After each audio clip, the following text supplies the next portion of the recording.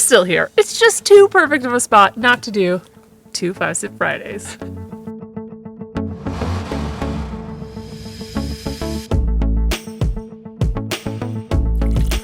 Welcome back to 5-Sip Friday, and today's sample comes to us from the amazing and always wonderful Kathy Hughey. Kathy Hughey! We love you, Kathy.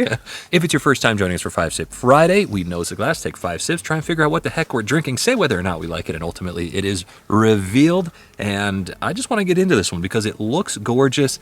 The scenery looks gorgeous. I'm having a great time. Also, if you've never been here before, he's Phil. I'm Julie. On to the nose. Ooh. I immediately get ideas from the nose. Oh, this nose is interesting. I got a little nuttiness. Also, like, a little pickle juice. You're getting different things than me. This, to me, smells like the craft weeded bourbons that I've smelled in the past. Cucumber. I take back pickle juice. It's cucumber. It's like cucumber melon. Did you moisturize with cucumber hand sanitizer? Maybe. What are you getting that from? And you got, what did you say you got? I think it's like the craft weeded bourbons that I've smelled in the past. I'm so bad with weeded stuff. I always forget that exists. There is something vegetal in here, though. You're not wrong. It's cucumber melon. It's not, but I'm going with it. Now I want to taste it. I know. Let's start the weekend. Wow. It's black licorice, nuttiness. Yep. Almost like a soaked oak. Yeah. Well, your palate's on fire. Keep it coming. This one was a bit of a ride, and the flavors are not straightforward bourbon flavors. They are 180 degrees, not what you would expect. No, they're bouncing all over the map. Yeah. I do think bourbon, though, and I do think, I wouldn't say well-aged, but I would say well-proofed. This is not a low-proof whiskey, I don't think. Oh, you don't think so? It was such an easy sip. I didn't even think about it. It's a bit chewy, too. I got a lot on this first sip. I'm going to have a second sip. The nose is so crazy. It has a familiarness to something edible. It's like if Booker's was a craft whiskey. This one, it really has me thinking because I'm like, I feel like I've eaten something that kind of tastes like this. And it's nothing that I've eaten recently, but like something from the past or like you were given a long time ago or... I don't know, it's like a ginger snap. Yeah, like some sort of crackery... Old-timey. Old-time. Now, yes, that's exactly where I was going. Like, your grandma gave it to you, so like old-timey... I like that cracker. Sip 3? Let's do it. My goodness. This nose is crazy. Molasses on this as well. For sure, molasses. I was distracted by the birds. How could you not be? It's enormous.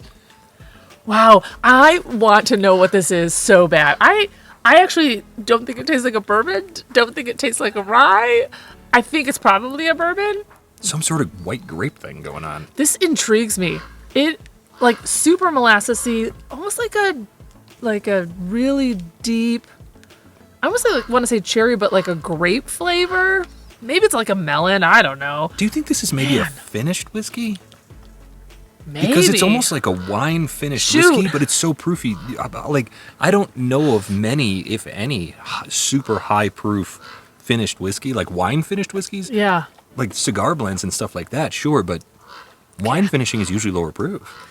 Yeah, Kathy gave us a good one. And to be perfectly honest, last week we said, man, it's been a while. I forget how to do 5-Sip Fridays, and I totally forgot about finishing. Are we on sip 4? Oh, probably. Let's have one.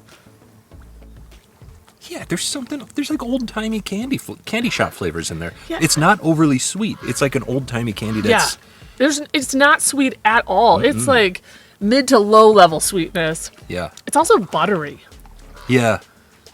Like buttery, like popcorn buttery. It doesn't taste like popcorn, but like... I got weeded bourbon. I'm thinking weeded bourbon. I don't hate that I can't guess. shake that. Yeah, I guess we could say it's a little bit grassy.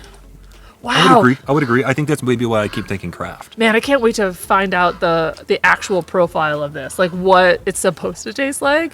It's really a curious drink. Kathy usually does a great job of giving us lots of information on these samples, so let's get on to sip number 5.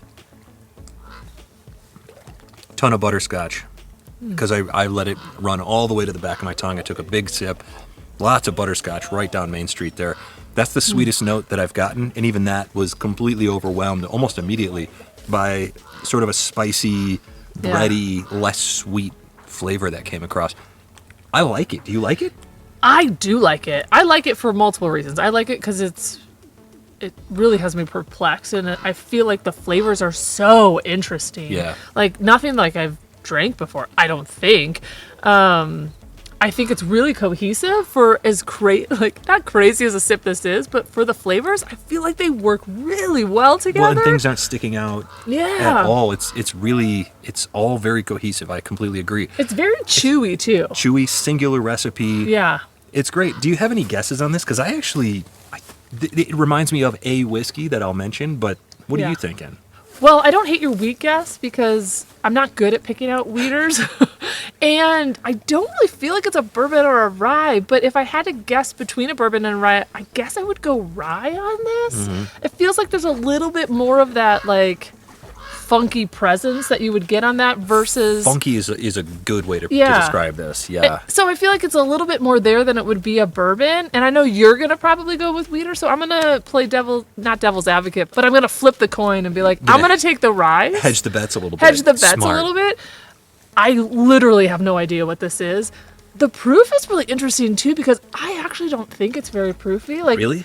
I know you think it's more proofy, and I'm going like 105. Wow. It did drink a little easier as we went along, but I got a lot of proof spice on this. What are you thinking for a brand? That's a great answer. I'm just kind of going to go out of the box. It doesn't taste like any Starlight I've ever had. Okay. But I always like Starlight, and they do really interesting things. Like, they do really great bourbons. We've had a couple iterations. I don't know. I have no idea. We had an orange brandy, I think it was, finished, or orange wine finished Starlight before. That could be a good guess. I don't know. I have literally 0% idea what this is. You're going Starlight Rye 105 proof. What the heck? Yeah, I'm going to go. This bourbon, I think it's a bourbon, reminds me of a bourbon that our friends Bill and Heather... Careful. I spelled on the cliff. This reminds me of a bourbon, or of a wheat whiskey that our friends Bill and Heather gave us. It was a Texas wheat whiskey from a brand called Banner, and it was really good, and I want to say that one was right around 100 proof, but this is, I think, considerably higher proof. So I don't think it's a wheat whiskey. I would think wheated bourbon, and I'm going to say, I think this is over 120 proof. This is hitting my palate as being especially spicy with proof, and it took me a couple sips to start getting the actual flavors of it. Mm-hmm. I'm thinking it's pretty proofy, so I'm going to say 123 Holy proof, smokes, we're so far. I'm going to say a wheated bourbon. I'm going to say, I don't think I want to guess Texas, even though there is a mustiness here. Mm-hmm. I think it's great that you're always thinking about Texas. I'm just going to go Banner. Let's go Banner as a brand. They are from Texas, even though I don't think this is Texas, just because it's the only craft distillery I can think of off the top of my head. I'm going to say it's 123 proof, and I'm going to say that I really, really like it, and I think it's wheated bourbon. Yeah. If I knew more about, like, East Coast distilleries, I think that there's something, like, Evergladesy or, like, like, kind of dealing with that kind of profile. You ever have another channel tell you something is Evergladesy? I bet not. That's a Bourbon Van exclusive. We got an envelope, and I love envelopes. We love envelopes. Thank Kathy you so Hughey, much. Thank you so much. Oh my gosh, I was so far off. What do you got there? All right, it is 126 proof, so Phil was very close. I was 21 I'm actually proof amazed points off. when you said 105, I was like, oh man, she's going to nail this one. I'm going to look like an idiot. Nope, I'm the idiot. It is... It is Ranger Creek. We are definitely going to have to do information on this. No idea what Ranger Creek is. 0.36. I feel like you're supposed to say that differently, but 0.36 cask strength bourbon. I got them all wrong. I was 100% wrong. Phil was like, pretty, you were good.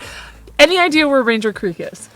Kentucky, Tennessee, Indiana, somewhere. I honestly don't know.